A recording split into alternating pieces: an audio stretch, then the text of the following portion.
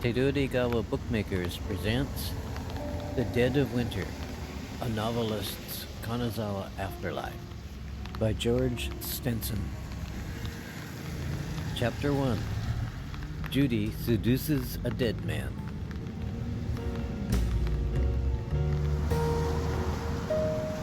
After the novelist died, he jogged into a Kanazawa coffee shop called Marquez. Judy, the 22-year-old owner, greeted him with her usual, "Hey Kafka, how you doing?" as she filled tiny pitchers with milk. "Doing okay. You?" "Can't complain. If I do, I'll get smacked." She put the pitchers in the refrigerator. "By who?" Judy shrugged her shoulders, pulled a blue cup from the shelf behind the counter, and stared at the novelist with a question on her face. "Black, and a glass of water?" She filled a water glass with ice, poured in water from a decanter in the refrigerator, and put it in front of the novelist. He guzzled the water down in a split second. He pulled an ice cube out and rubbed it across his forehead before dropping it in the glass. Judy poured cold water into her coffee maker, spooned ground-up coffee into the basket, and pushed the brew button. She stared at the machine until it stopped pissing into the small pot below it. She transferred the hot, naked coffee from the pot into the blue cup and carried it to the novelist's seat at the counter. "Who's playing?" Judy looked up at the speakers nailed to the opposite wall, cocked her good ear, and listened to the drum, bass, piano for a full minute. She danced her head in time with the piano and wished herself to be in her hometown, or Macondo, or back in Guanajuato, Mexico, where she had her first kiss ever with a skinny, beardless, tall, long-haired blonde American in an alley called Callejón del Beso. The kiss ended badly. Judy danced, her arms over her head, her top barely covering her bra, and sat on her high stool behind the counter. "I believe that is George Shearing."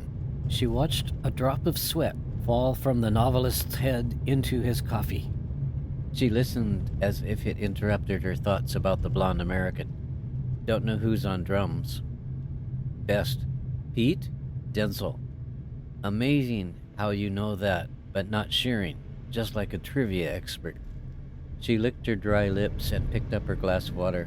"How's the novel coming?" The novelist shrugged his shoulders. He held the blue cup in both hands. "Okay, I guess. Trouble with females, right?" He looked at her. Her breasts weren't as big as he thought American women's breasts would be.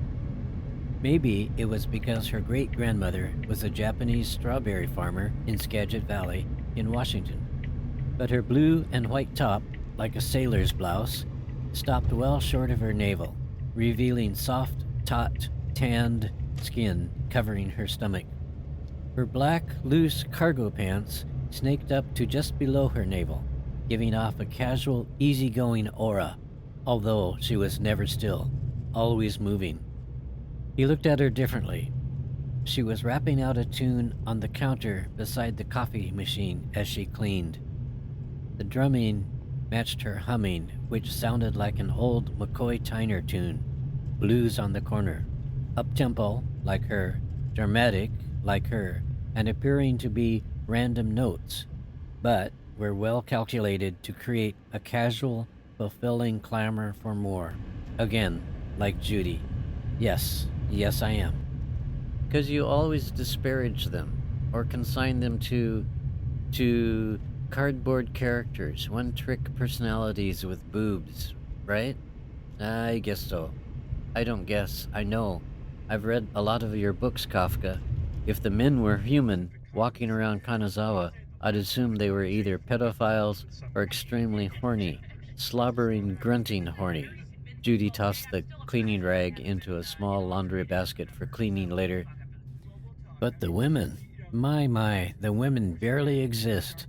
You spend more time describing their clothes, their bodies, their boobs, than their personalities, their characters." "What can I do? Now that you're dead? Nothing. Your whole image, your reputation has already been decided."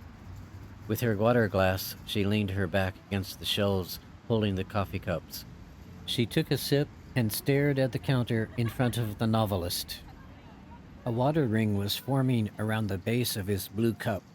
She feared she'd start to clean it up before he was finished. She didn't want him to judge her as a clean freak, obsessed with her shop being neat and tidy and ordered. In her mind, she was none of those, but when she saw dirt or a mess, she naturally, since forever, cleaned it up. Maybe you'll get reevaluated in 20 or 30 years. People might see you differently, more, I don't know, kindly? The novelist nodded. He'd seen other writers longer dead than himself be reevaluated and more accepted than when they were alive, brought back from obscurity. But others were crossed off by the reading public, not because of the quality of their writing, but because of their private personalities, private actions. Thanks for coming to my funeral. Sure, she watched two high school girls enter Marquez. I mean, somebody had to, right? She pushed herself off the shelf and headed to the young women. They sat at the table with a view of Ken Rokoen and began snapping hundreds of Instagram TikTok pictures. She waited until they looked at the menu that had coffee, tea, and three kinds of desserts: a slice of fluffy cake, coffee jelly, and ryokan with a chestnut buried in it like a treasure everyone knew was there. They chose one fluffy cake to share and two caramel lattes. Judy repeated their order and scurried back to her prep area. She glanced at the novelist. Stop staring at them. They're too young for you. I'm not staring. He sipped his coffee. I'm observing. I'm attempting to not make them cardboard characters with boobs. He smiled at Judy, but she was busy putting together their lattes. The desserts were already in the refrigerator, cool and waiting to be ordered.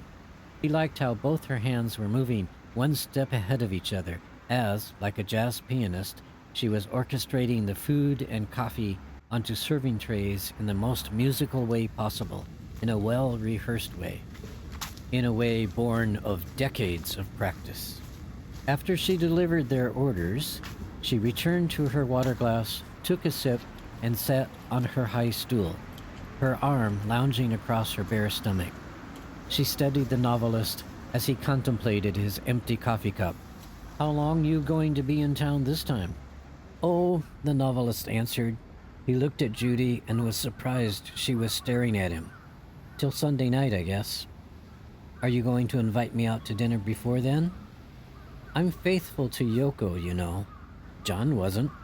But I'm not going to jump on your bones if that's what you're afraid of. The high school girls let out a high-pitched scream as one of their friends entered Marquez. Both the novelist and Judy glared at them, and they immediately bowed their heads in a silent apology. But their friends scrambled over to them as if getting together after a lifetime apart.